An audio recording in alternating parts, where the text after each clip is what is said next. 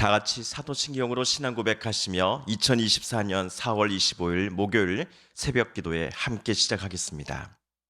나는 전능하신 아버지 하나님 천지의 창조주를 믿습니다. 나는 그의 유일하신 아들 우리 주 예수 그리스도를 믿습니다. 그는 성령으로 잉태되어 동정녀 마리아에게서 나시고 본디오 빌라도에게 고난을 받아 십자가에 못 박혀 죽으시고 장사된 지 사흘 만에 죽은 자 가운데서 다시 살아나셨으며 하늘에 오르시어 전능하신 아버지 하나님 우편에 앉아 계시다가 거기로부터 살아있는 자와 죽은 자를 심판하러 오십니다. 나는 성령을 믿으며 거룩한 공교회와 성도의 교제와 죄를 용서받는 것과 몸의 부활과 영생을 믿습니다. 아멘. 오늘 우리 함께 읽을 기록된 하나님 말씀 신명기 제22장 28에서 30절까지의 말씀입니다. 구약 296쪽경에 있는 신명기 제22장 28에서 30절까지의 말씀 오늘 함께 읽고 묵상합니다. 만일 남자가 약혼하지 아니한 처녀를 만나 그를 붙들고 동침하는 중에 그 두 사람이 발견되면 그 동침한 남자는 그 처녀의 아버지에게 은 50세겔을 주고 그 처녀를 아내로 삼을 것이라.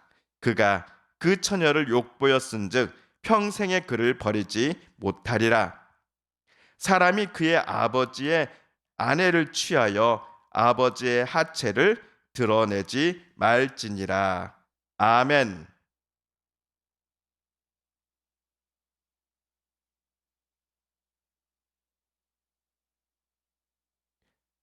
그제와 어제에 이어서 오늘은 모세가 이스라엘 백성들에게 가르친 순결에 관한 법 제3번째 시간입니다.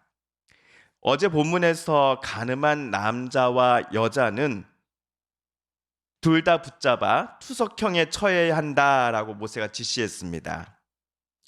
그 남자는 이웃의 아내를 욕보였기 때문이요. 또한 여자는 자기 약혼자 또는 자기 남편을 욕보였기 때문입니다. 반면 남자가 여자를 강제로 성폭행했을 경우에는 남자만 붙잡아 돌로 쳐서 죽여야 합니다. 여자는 어떠한 일도 잘못한 것이 없기 때문입니다. 한편 모세는 28절과 같은 사례를 먼저 이야기하면서 순결에 관한 법 제3번째 시간을 시작하고 있습니다. 28절을 세 번역으로 다시 한번 읽어보겠습니다. 어떤 남자가 약혼하지 않은 처녀에게 욕을 보이다가 두 사람이 다 붙잡혔을 때에는 22절은 어떤 남자가 유부녀와 동침한 사례입니다. 반면 오늘 읽은 28절은 어떤 남자가 약혼하지 않은 처녀를 욕보이다가 붙잡힌 사례입니다. 남자가 약혼한 적이 없는 여자를 붙잡아 강간하고 성폭행한 것입니다.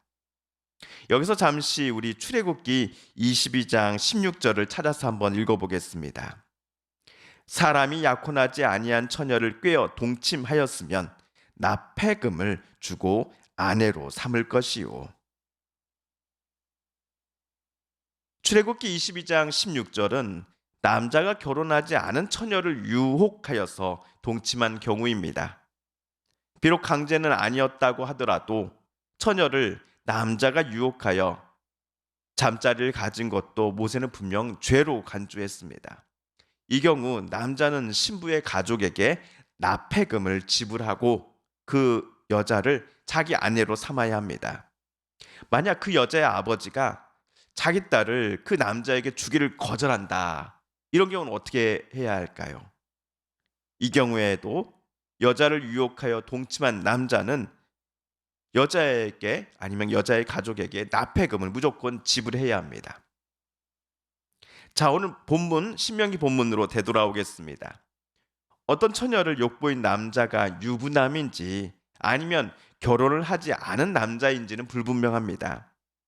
그 남자의 현재 상황이 어찌하든지 간에 25절에 따르면 어떤 약혼한 처녀를 들에서 만나 강간한 것이면 이 남자는 무조건 사형을 언도받습니다. 그렇다면 오늘 28절의 사례도 남자가 여자에게 강제로 성폭행한 경우이니 남자는 투석형에 처해지게 되는 것일까요? 오늘 말씀 29절을 다시 보시겠습니다. 그 남자는 그 처녀의 아버지에게 은 50세겔을 지불해야 합니다.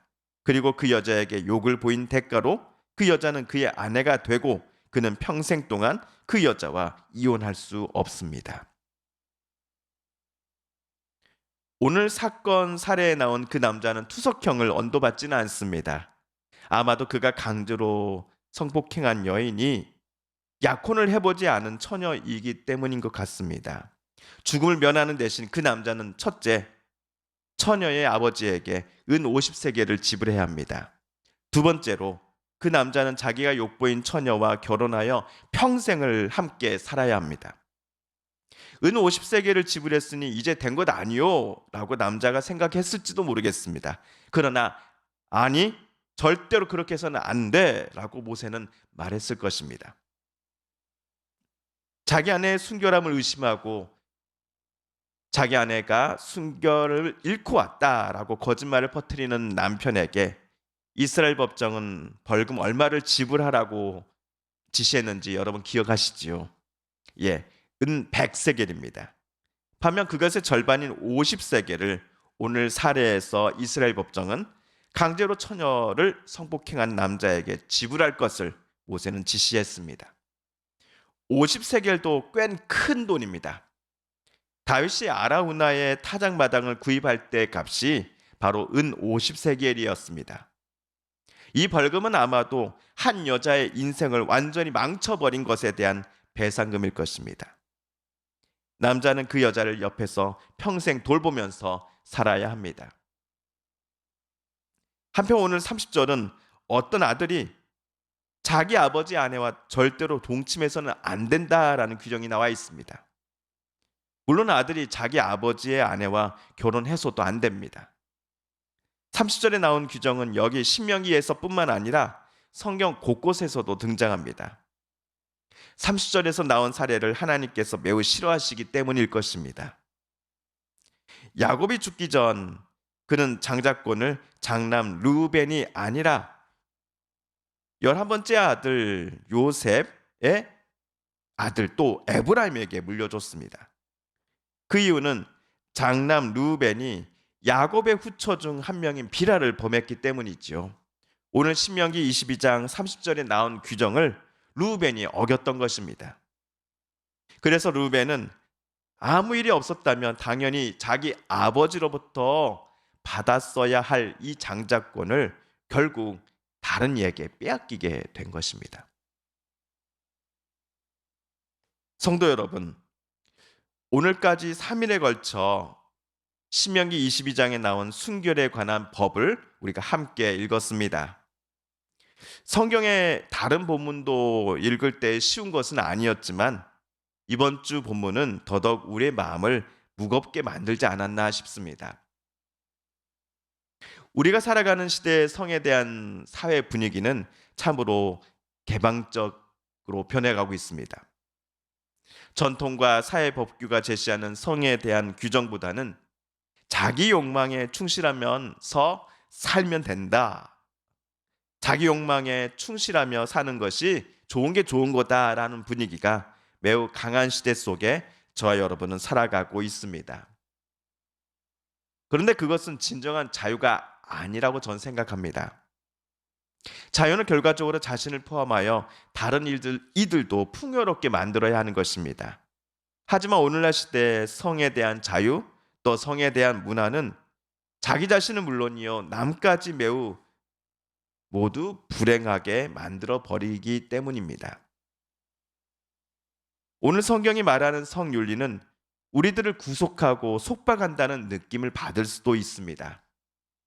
또한 2024년을 살아가는 우리의 관점에서 볼 때 고대 근동 당시, 모세 당시의 이 성윤리는 좀 시대적 차이가 있는 거 아닌가 하는 생각도 들 수도 있습니다.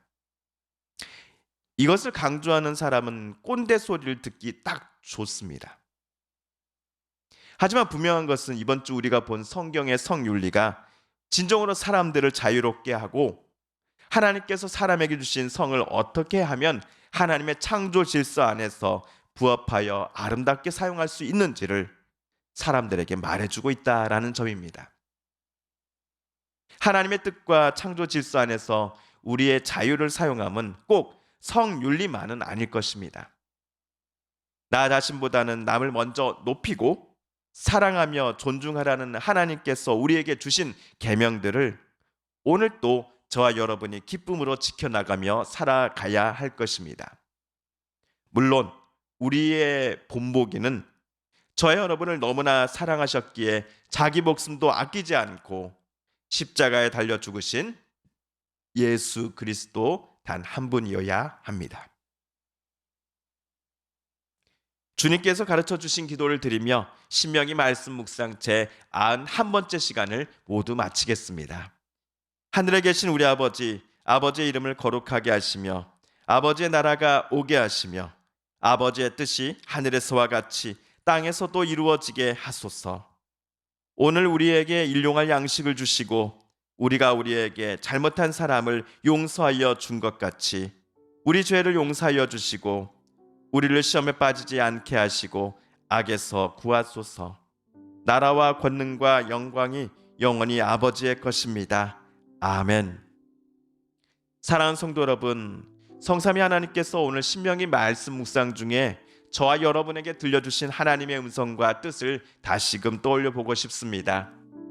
이 시간 우리가 함께 말씀 묵상 중에 다짐한 바처럼 우리들 정말 그렇게 살아가게 달라고 하나님 앞에 기도드리길 원합니다. 사랑하는 우리의 성도님들과 가족분들 또한 이웃분들 중에 하나님의 고쳐주심과 또 치료하여 주심을 놓고 간절함으로 기도하는 분들이 계십니다. 이 시간 우리도 같은 마음 같은 뜻으로 함께 기도하십시다. 여전히 계속되고 있는 전쟁을 하나님 멈춰주소서. 하나님의 진정한 평화가 강물처럼 흐르게 하여 주시옵소서. 마지막으로 우리가 가지고 나온 간절한 기도 제목 하나님께 아뢰며 하나님의 은혜의 보좌 앞으로 우리 더 가까이 나아가겠습니다. 함께 개인 기도 시간 갖습니다.